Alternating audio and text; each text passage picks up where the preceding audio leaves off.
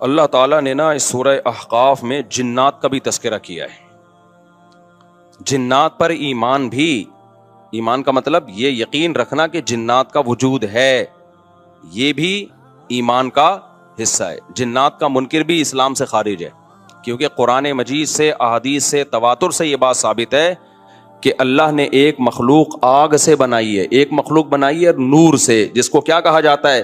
فرشتہ. اردو میں، فارسی میں فرشتہ، انگلش میں اینجل، اور عربی میں ملک. عربی میں کیا کہتے ہیں؟ ملک، جس کی جمع ملائکہ ہوتے ہیں. ملائکتہ بہت آتا ہے نا قرآن مجید میں. تو گورے بھی مانتے ہیں اس کو، کیونکہ یہ تو آسمانی کتابوں سے، تواتر سے ثابت ہے. تو اب یہ فرشتہ چونکہ مادی مخلوق نہیں ہے تو ہمیں وہ مخلوق نظر نہیں آتی. اب سائنس کا یہ کہنا ہے، سائنس تو یہاں تک، سائنس مادی چیزوں پہ تحقیق کر سکتی ہے بھائی جان. کچھ چیزیں سائنس کی دسترس سے کیا ہیں؟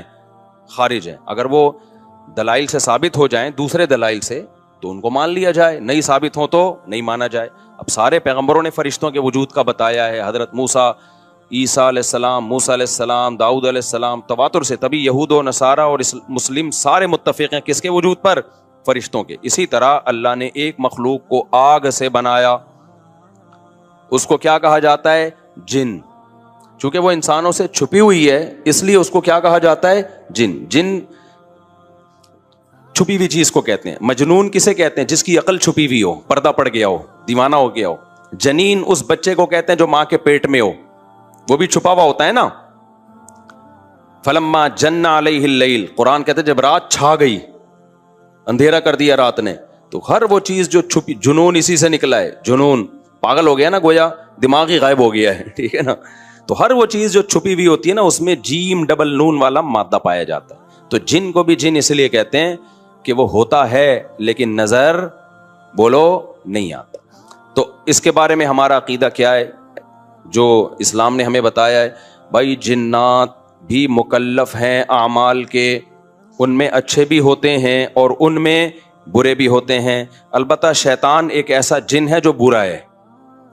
ہر جن برا نہیں ہوتا، لیکن شیطان ایک برا جن تھا جو اڑ گیا تھا نا، وہ پڈے ماضی میں لگا تھا اور قیامت تک اڑا ہی رہے گا. اس کی نسل بھی ایسا ہی ہے.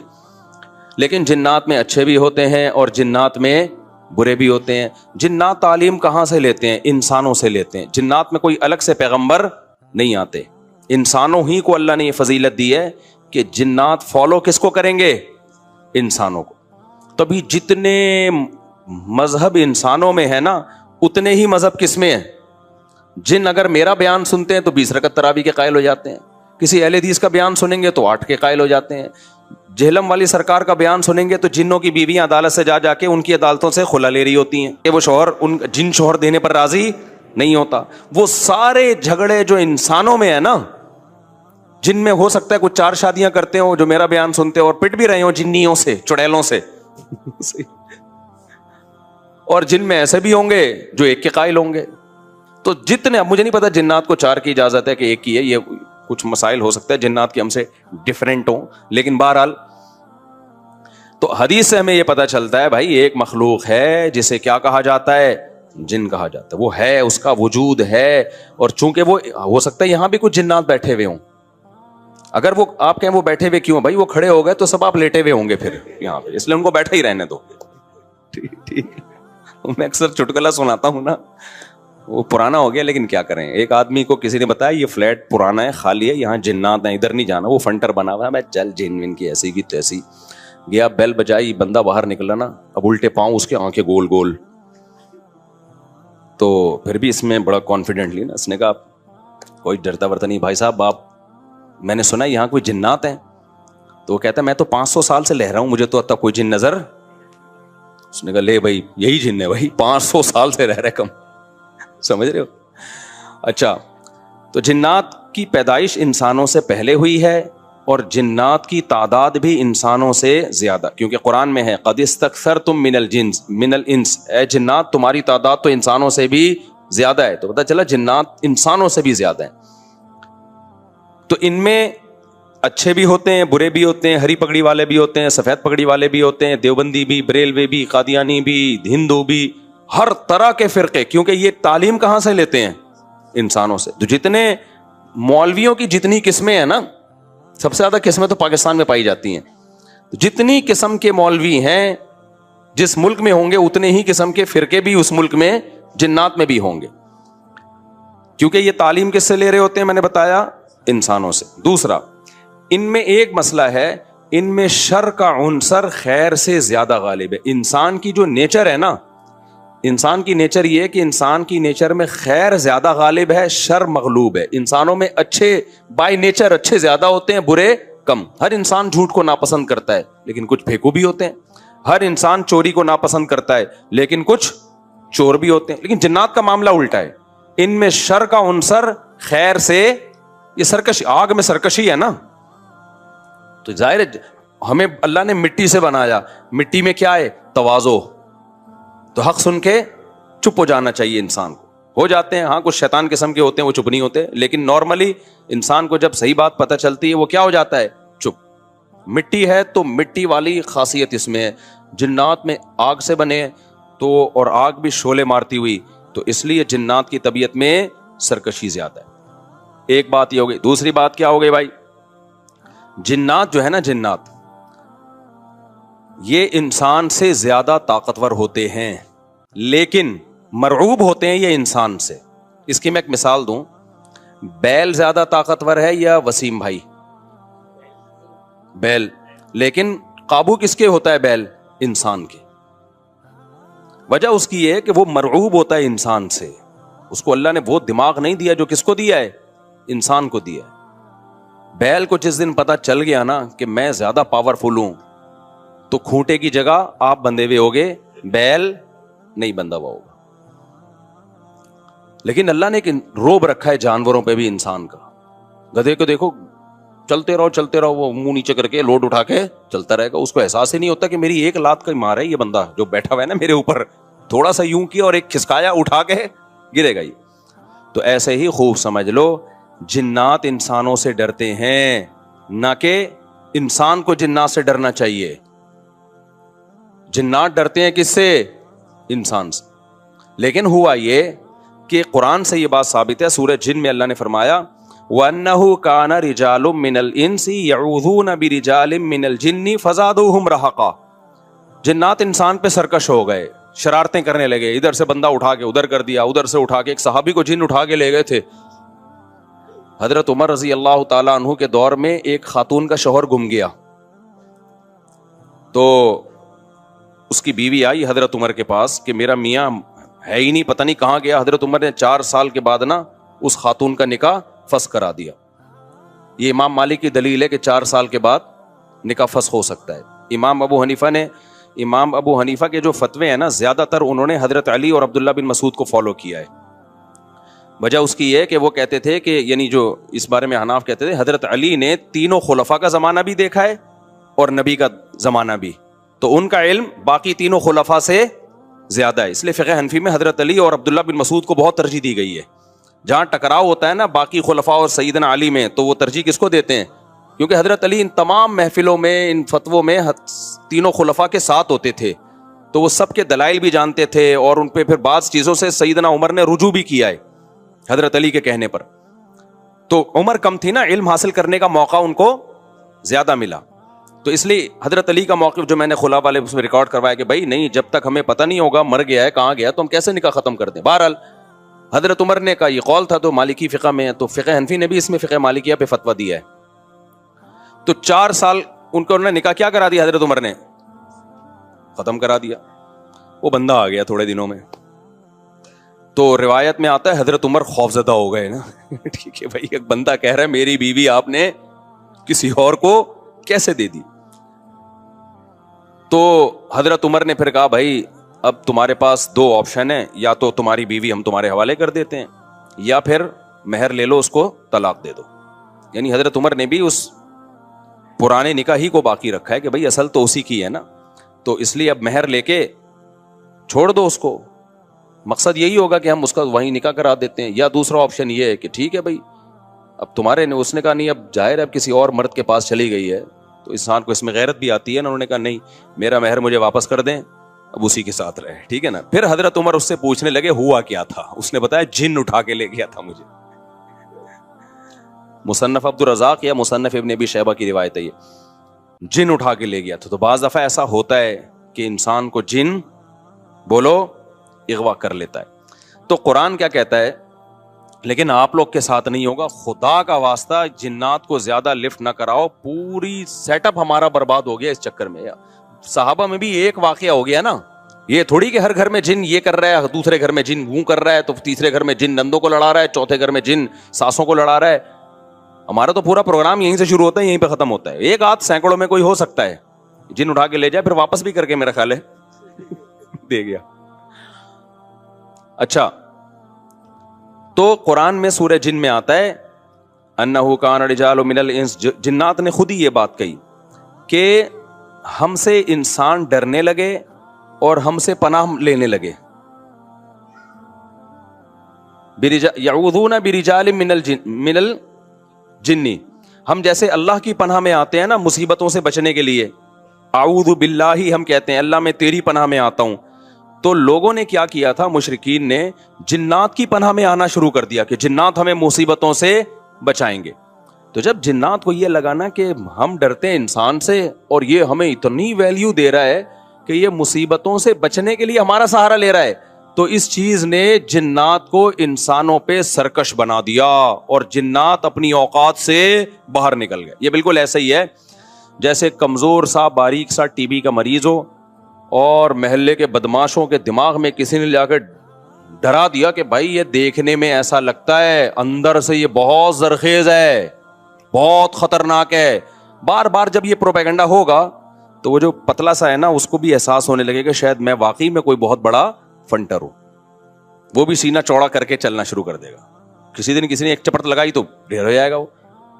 تو جب انسان کی ناجائز تعریف ہوتی ہے وہ اپنے بارے میں غلط فہمی میں مبتلا, تو جنات بھی اپنے بارے میں یہ سمجھنے لگے کہ یار یہ اتنے بڑے بڑے انسان جو کیا کیا چیزیں ایجاد کرتے ہیں, لوہے کو پگھلا کے تلواریں بنا لی انہوں نے, اور جہاز ایجاد کر لیے, راکٹ ایجاد کر لیے, یہ کر لیا وہ کر لیا, تو یہ ہم سے ڈر رہے ہیں. ٹک ٹک ٹک ٹک, بڑے بڑے سائنسدان بھی ہم سے کانپ رہے ہیں کہ پتہ نہیں مجھ پہ کسی نے کچھ کر دیا ہے اور یہ جنات یہ کر سکتے ہیں. تو جنات کو لگا کہ بھائی یہ اس سے کھیلو, اس سے کیا کرو, جیسے آپ کے جیب میں بندوق نہیں ہے لیکن کوئی ڈر رہا ہے. ہمارے ایک دوست کے ساتھ کیا ہوا, ایک ڈاکو آیا, وہ ڈاکو بھی کوئی بیچارہ نیا نیا ڈاکو بنا تھا, بیچارہ تو نہیں کہنا چاہیے ڈاکو مخت کو. تو انہوں نے کیا کیا, یوں کیا نا, یوں.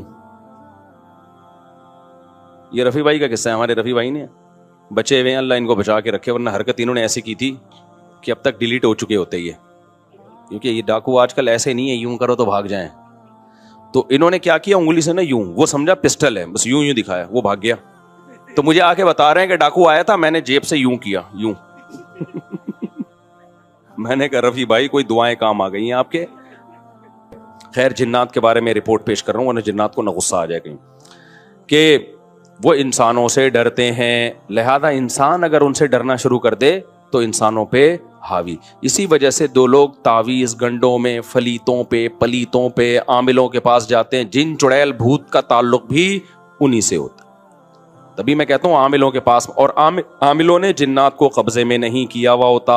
یہ عامل خوش فہمی میں, جنات نے ان کو قبضے میں کیا ہوا ہوتا ہے.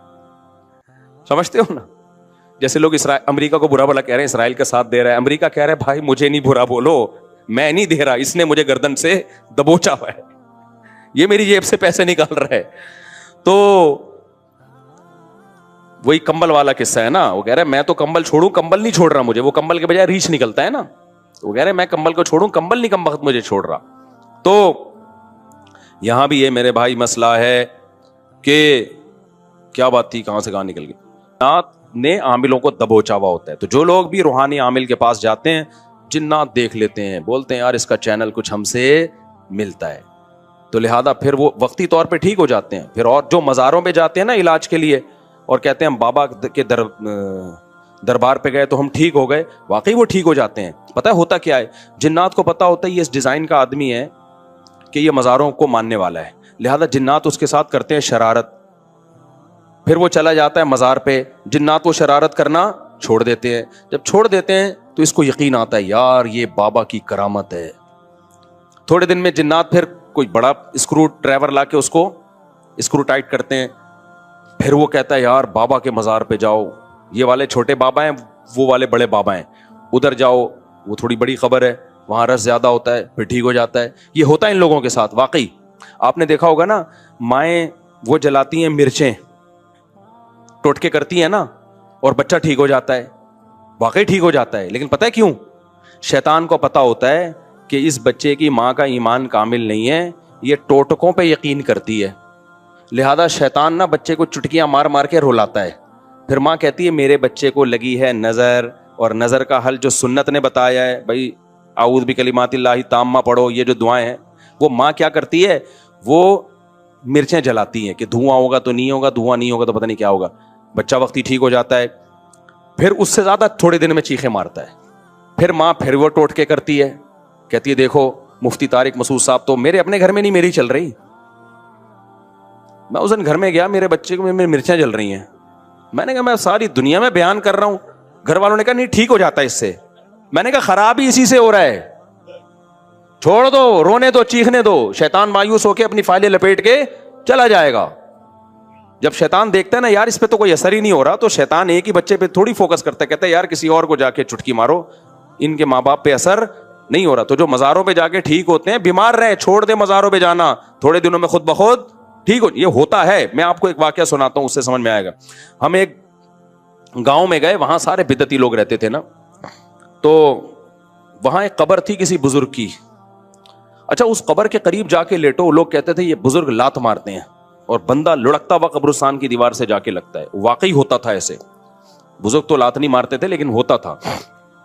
ہم نے کہا چلو جا کے, ہم نے کہا ڈرامہ ہے کچھ بھی نہیں ہے. انہوں نے کہا نہیں ڈرامہ نہیں, یہ سچی مچی میں ہو رہا ہے. اچھا ہم گئے, اتنا موٹا بندہ لیٹا, ایک دم لڑکتا ہوا قبرستان کی دیوار تک کرولنگ, واقعی لگ رہا تھا کوئی اس کو دھکا دے رہا ہے, خود نہیں جا رہا تھا وہ, جو لیٹ رہا ہے گھومتا ہوا قبرستان کی دیوار. تو انہوں نے ہمیں کہا دیکھا یہ ہوتے ہیں بزرگ.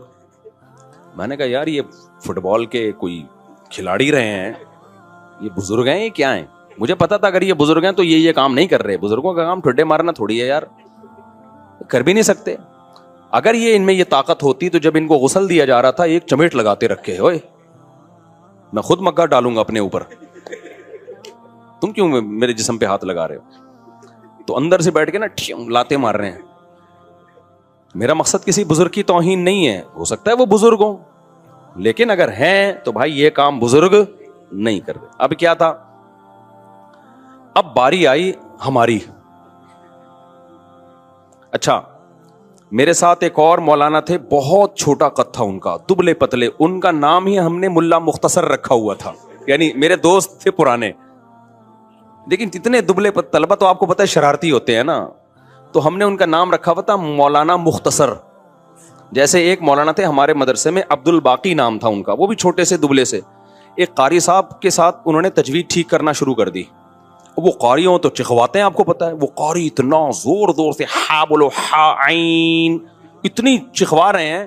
ہمارے ایک طالب علم نے کہا یار مولانا عبد الباقی تھوڑے سے باقی رہ گئے ہیں, ان کو مزید ختم نہ کرو. واقعی ایک تو ویسے ہی چھوٹے سے, تو انہوں نے کہا عبد الباقی مزید تھوڑے سے باقی رہ گئے یار, اتنا زور نہ لگواؤ. تو وہ اتنا پتلا سا طالب علم تھا, ان کا نام تھا مولانا ملا مختصر کہتے تھے ہم ان کو. اب کیا ہوا ہے کہ میں جا کے لیٹا تو کوئی لڑکی نہیں آ رہی. انہوں نے کہا ایسے کرو اپنی آنکھیں بند کر لو, یہ ہاتھ یوں رکھ لو. ہم نے ہاتھ یوں رکھا, پھر بھی نہیں ہو رہا کچھ. انہوں نے کہا سورہ فاتحہ پڑھو.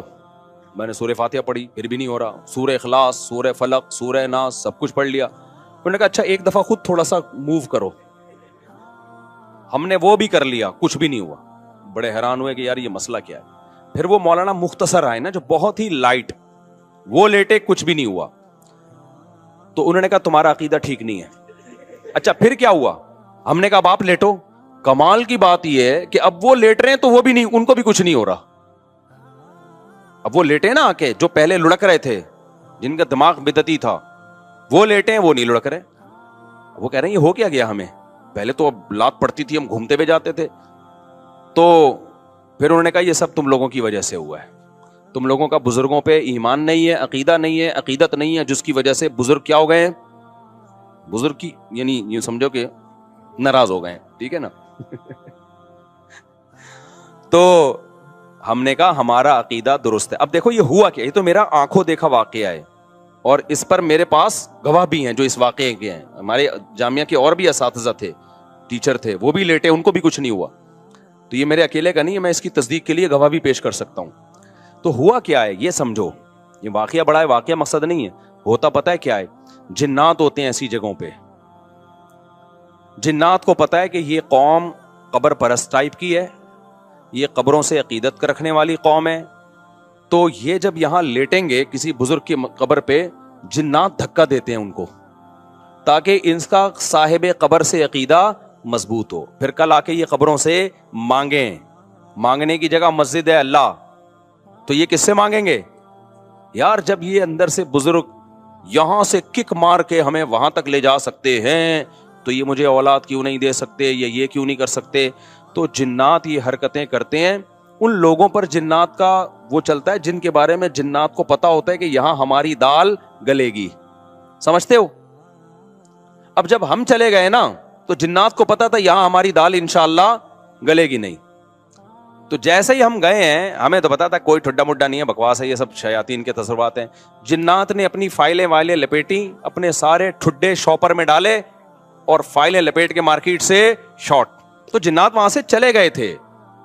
یہی وجہ ہے کہ وہ لوگ اب دوبارہ لیٹے ہیں تو ان کو کچھ نہیں ہو رہا, حالانکہ پہلے تو ان کو ہو رہا تھا.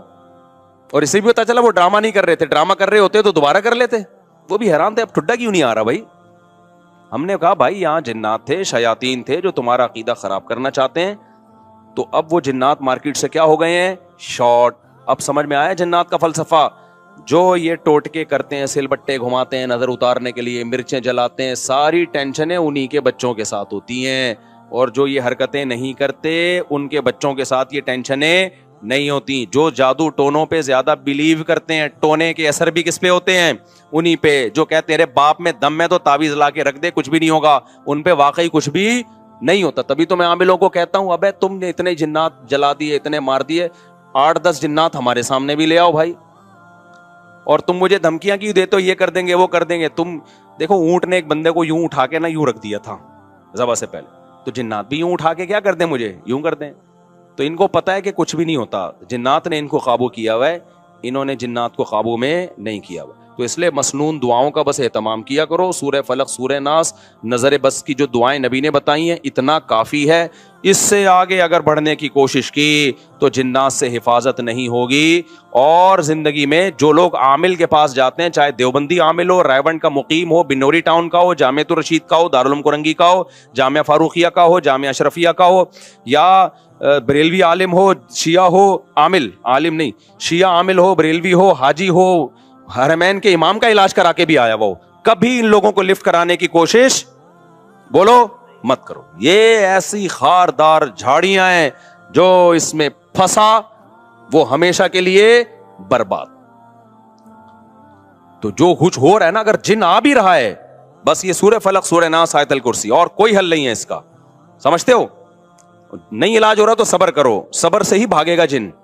کیونکہ جن جب دیکھتا ہے نا, دیکھو بچپن میں ہم کسی طالب علم کو چھیڑتے تھے نا, وہ چھڑتا تھا تو چھیڑتے تھے, نہیں چھڑتا تھا تو نہیں چھیڑتے. تو جن بھی کہتے ہیں جب یہ چھیڑ ہی نہیں رہا اس کو تنگ کر رہا ہوں, چلو بھائی پتلی گلی سے یہاں سے نکلو. اور جب دیکھتے ہیں نا ٹینشن لے رہا ہے, کبھی ادھر علاج, کبھی ادھر علاج, کبھی وہ عامل, کبھی وہ عامل, پھر جن کہتا ہے بھائی یہ جگہ بہترین سوٹیبل ہے, یہاں اگر مجھے کرایہ دے کے بھی رہنا پڑے تو رہنا چاہیے.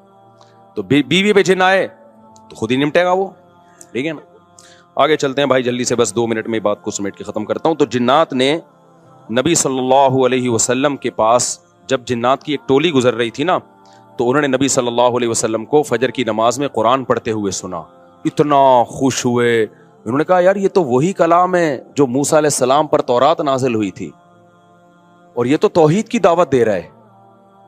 تو توحید کی دعوت کا سن کے جنات خوش ہو گئے. اس سے پتہ چلتا ہے توحید انسانی فطرت ہے. جو بھی توحید کا سنتا ہے دل اس کا باغ باغ, اور اگر دل توحید سن کے باغ باغ نہیں ہو رہا, اس کا مطلب فطرت کیا ہو گئی ہے؟ چینج. جیسے کوئی مرد 4 شادی کرے نہ کرے, سن کے خوش تو ہوتا ہے نا, لیکن اگر کوئی مرد 4 شادیوں کا تذکرہ سن کے ہی غصہ آ رہا ہے, اٹ مینس کوئی پرابلم ہے. کرے نہ کرے وہ الگ مسئلہ ہے. ٹاپک ایسا ہے کہ بوڑھے بھی خوش ہوتے ہیں, جوان بھی خوش ہوتے ہیں, پھر کہتے ہیں چلو ٹاپک چینج کرو, لیکن ہوتے خوش ہیں. تو ایسے ہی میرے بھائی اللہ کی توحید انسان کی فطرت ہے. وہ جب سنتا ہے میرا ایک خدا ہے, میرا معبود ایک ہے, وہی مشکل کشا, وہی حاجت روا, اولاد بھی وہی دے گا, روزگار میں برکت بھی وہی دے گا, ساری بگڑیاں وہی بنائے گا, تو انسان کی فطرت ہے کہ وہ خوش ہوتا ہے, بشرطے کہ وہ انسان فطرت پر ہو. اور اگر اس کا دل تنگ ہو رہا ہے, اٹ مینس کہ اس کی فطرت بولو چینج ہو گئی.